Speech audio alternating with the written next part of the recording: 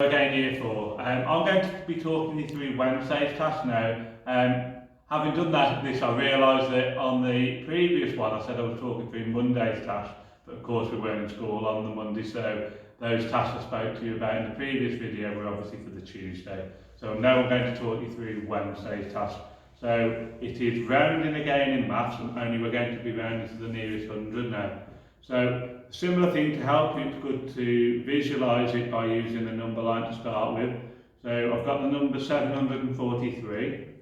Now if I'm rounding to the nearest 100, the multiple of 100 either side of that is 700 and 800. So again I need to think about which number that is closest to if I'm rounding it up or down. So again, if I put a line in the middle of that there, that's going to be 750, isn't it?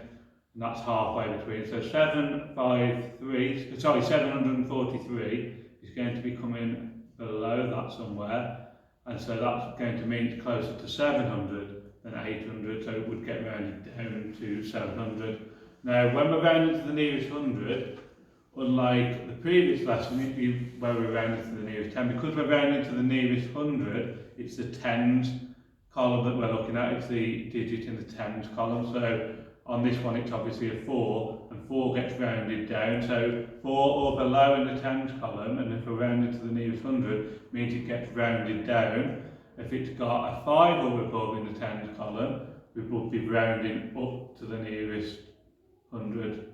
So, in the tens column. So if it had a 5 or above in the tens column, we would round that number up to the nearest 100. So, right, on to English. Now, in English you're going to be looking at the front cover of the book that we're looking at this half term.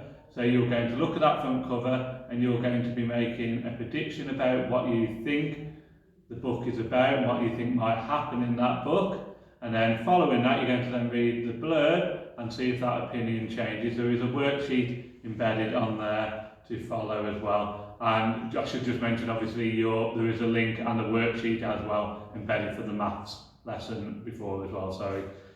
So all the worksheets are embedded on the home learning timetable.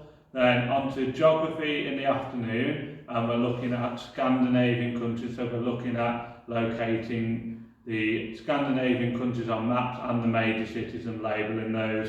Now there's further tasks to complete as well, all of those are on the worksheet that's embedded in there along with the PowerPoint as well. I hope that all makes sense and I'll speak to you soon. Bye.